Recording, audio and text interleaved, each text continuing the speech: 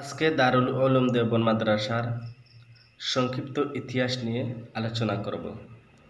1857 সালে শামিলির যুদ্ধে যখন উলামায়ে কেরাম সাময়িক পরাজয় বরণ করলেন, এমনকি এই শামিলির ময়দানে হাফেজ জামিল রহমতুল্লাহ আলাই শহীদ হয়ে গেলেন, কাসেম নানুতুবি রহমতুল্লাহ আলাই আত্মগোপনে চলে গেলেন, হজরত রশিদ আহমদ গাঙ্গুহি, ইমামে রব্বানি রশিদ আহমদ গাঙ্গুহি রহমতুল্লাহ আলাইকে গ্রেফতার করে তরবারি দিয়ে জুতা বানিয়ে ওই জুতা ওনাকে পরিধান করিয়ে মুজাফফরনগরের আদালতে নিয়ে যাওয়া হলো।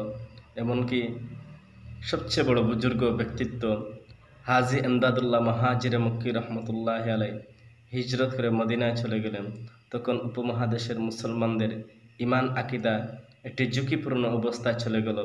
এই কাফির বেঈমানেরা, ইংরেজ ইহুদি লাল কুত্তার বাচ্চারা মুসলমানদের ইমান আমল নিয়ে তারা হোলি খেলা খেলতে লাগলো, মুসলমানদের উপরে অনেক নির্যাতন স্টিম রুলার চালাইল।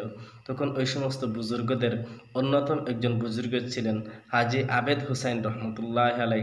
তিনি তখনকার উপমহাদেশের মুসলমানদের ইমান আমল নিয়ে তিনি শঙ্কিত ছিলেন এবং চিন্তা করতে লাগলেন, ইহুদি কুত্তার দলেরা মুসলমানদের উপর এত নির্যাতন করলো, উলামায়ে কেরামদের উপরে এত অত্যাচার চালাইল, এমনকি শামিলের ময়দানকে রক্তে ভাসিয়ে দিল উলামায়ে কেরামদের। কাজেই এখন চিন্তা করতে হবে ওরা আমাদেরকে যাতে দ্বিতীয়বার যাতে আর পরাজয়ের গ্লানিতে আর নিপতিত না করে। এজন্য হাজি আবেদ রহমতুল্লাহ আলাই সে সমস্ত বুজুর্গদের অন্যতম একজন বুজুর্গ ছিলেন। তিনি ফজরের নামাজের পরে তিনি ওই সময় দেওবন্দ নামক স্থানের লাল মসজিদে তিনি ফজরের নামাজের পরে তিনি তাসবিহাতে মগ্ন ছিলেন। এরপরে যখন আউয়াবিনের চাশতের নামাজ পড়লেন, চাশতের নামাজের পরে তিনি কাশফে রয়ে গেলেন। কাশফে তিনি আল্লাহ তাআলার পক্ষ থেকে মাদ্রাসা তৈরি করার জন্য তিনি আদেশপ্রাপ্ত হয়ে গেলেন। আল্লাহ তাআলার পক্ষ থেকে তিনি এলহাম হওয়ার পরে তিনি কাশফে যখন আল্লাহ তাআলার পক্ষ থেকে তিনি বুঝতে পারলেন যে একটি ইসলামিক একটি মার্কাজ তৈরি করতে হবে, তখন সাথে সাথে তিনি নিজের কাঁধ থেকে একটি রুমাল তিনি নামিয়ে ওই রুমালের মধ্যে তিনি সর্বপ্রথম কিছু টাকা রাখলেন। এরপরে আবুল বারাকাত মহল্লায় গেলেন, ওই জায়গায় কিছু ফজলুর রহমান রহমতুল্লাহ আলাই, আবুল মাহতাব রহমতুল্লাহ আলাই, এরকম প্রায় অনেক বুজুর্গদের কাছ থেকে 5 টাকা, 10 টাকা, 6 টাকা, 3 টাকা, 2 টাকা, 1 টাকা করে গণচাঁদার ভিত্তিতে সর্বশেষ মাগরিব পর্যন্ত দেখলেন প্রায় 300 টাকা হয়ে গেছে। ওই টাকার উপরে ভিত্তি করেই তারা মাদ্রাসা তৈরি করার পরিকল্পনা করলেন। এমন সময় তিনি কাসেম নানুতুবি রহমতুল্লাহ আলাইয়ের কাছে তিনি চিঠি লিখলেন যে আপনি আসেন, আমরা মাদ্রাসার কাজ শুরু করে দিয়েছি। তখন কাসেম নানুতুবি রহমতুল্লাহ আলাই ওনার শাশুড়ালয় ছিলেন কাসেম নানুতুবি রহমতুল্লাহ আলাই, এই থানা ভবন ওনার শাশুড়ালয় থেকে আসলেন, দেওবন্দে আসলেন। এমনকি এই সমস্ত আরও অনেক কথা আছে, বিতিকিচ্ছা আছে, এখানে সব কিছু তো আর স্বল্প পরিসরে বলা সম্ভব নয়। এখানে এরপরে তারা আসলেন, আসার পরে দারুল উলুম দেওবন্দ তারা তৈরি করলেন, প্রতিষ্ঠা করলেন। এখানে একটা মোটা দাগের একটি ছোট্ট কথা বলতে হচ্ছে যে অনেকে বলে দারুল উলুম দেওবন্দের প্রতিষ্ঠাতা হচ্ছেন এই কাসেম নানুতুবি রহমতুল্লাহ আলাই। অনেকে বলে হ্যাঁ ঠিক আছে, কাসেম নানুতুবি রহমতুল্লাহ আলাই এই দারুল উলুম দেওবন্দের প্রতিষ্ঠাতা। তবে কাসেম নানুতুবি রহমতুল্লাহ আলাই দারুল উলুম দেওবন্দের একক প্রতিষ্ঠাতা নয়। দারুল উলুম দেওবন্দের প্রতিষ্ঠাতা হচ্ছেন 6 জন। 1 নম্বরে যার নাম উঠে আসে আমরা কিতাবাদিতে পাই, তার নাম হচ্ছে ইয়াকুব নানুতুবি রহমতুল্লাহ আলাই। 1 নম্বরে ইয়াকুব নানুতুবি, 2 নম্বরে হচ্ছেন জুলফিকার আলী রহমতুল্লাহ আলাই, 3 নম্বরে হচ্ছে ফজলুর রহমান রহমতুল্লাহ আলাই, 4 নম্বরে হচ্ছে কাসেম নানুতুবি রহমতুল্লাহ আলাই। অথবা মনে কোনো কিছু কিতাবে আছে 3 নম্বরে কাসেম নানুতুবি রহমতুল্লাহ আলাই নাম উল্লেখ করা হয়েছে। এরপরে আসেন 5 নম্বরে হাজি আবেদ হুসাইন রহমতুল্লাহ আলাই, বড় বুজুর্গ ছিলেন। তিনি স্বপ্নে বা তিনি কাশফে এলহাম প্রাপ্ত হলেন, তিনি আল্লাহ তাআলা ওনাকে কাশ করছেন যে আপনি প্রতিষ্ঠান তৈরি করেন। তাহলে 5 নম্বরে হাজি আবেদ হুসাইন রহমতুল্লাহ আলাই, 6 নম্বরে রফিউদ্দিন রহমতুল্লাহ আলাই। এখানে যে 6 জন, এই 6 জনকে বলা হয় আকাবিরে সিত্তা। 1 নম্বর ইয়াকুব রহমতুল্লাহ আলাই, ইয়াকুব নানুতুবি, 2 নম্বর জুলফিকার আলী, ফজলুর রহমান, কাসেম নানুতুবি, হাজি আবেদ হুসাইন, রফিউদ্দিন রহমতুল্লাহ আলাই। এই 6 জন হচ্ছে আকাবিরে সিত্তা, যেমন কুতুবে সিত্তা বা সিয়া সিত্তা, 6টা কিতাব, এর 6জন বুজুর্গ, আকাবিরে সিত্তা, কুতুবে সিত্তা। যাই হোক, তারা দারুল উলুম দেওবন্দ তারা একত্র হয়ে সম্মিলিতভাবে প্রতিষ্ঠা করলেন। এই দারুল উলুম দেওবন্দ তৈরি হয়েছে 1866 ইংরেজিতে।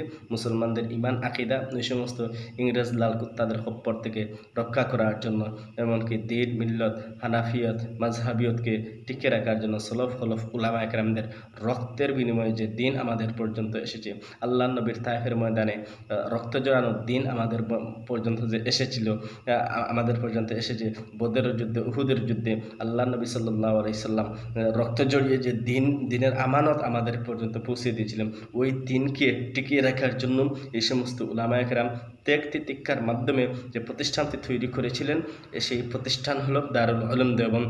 বিশ্বের মধ্যে এখন ইসলামিক মার্কাজ হিসাবে ইলমে ওহির ওবর তাদাব্বুর যেই জায়গায় বেশি প্রচলিত এবং চলতেছে, কোরআন হাদিস যেই জায়গায় বেশি শিক্ষা হয়, ওই জায়গাটা আমার নাম হচ্ছে দারুল উলুম দেওবন্দ।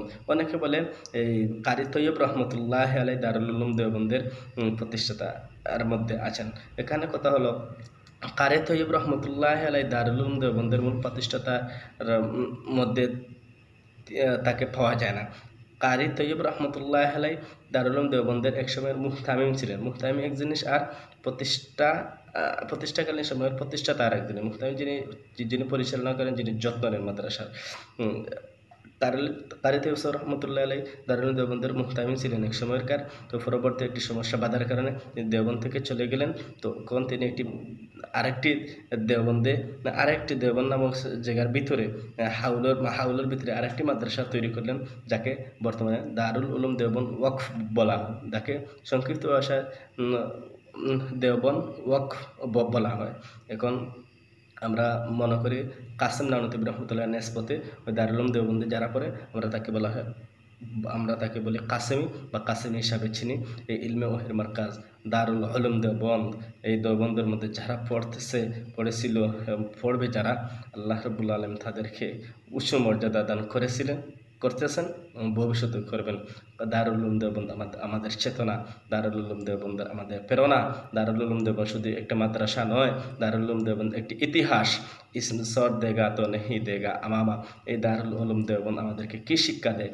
দারুল উলুম দেওবন্দ আমাদেরকে শিক্ষা দেয় যে কল্লা দিয়ে দিবা, কিন্তু কল্লার উপর থেকে টুপি আর পাগড়ি দিবা না।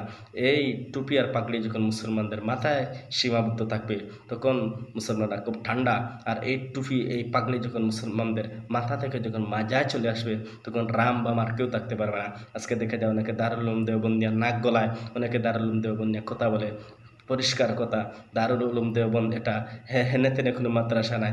এর শিকড় স্বয়ং আল্লাহ রাব্বুল আলামিন এলহামের মধ্যে হাজি আবেদ হুসাইন রহমতুল্লাহ আলাইকে জানিয়ে দিয়েছেন।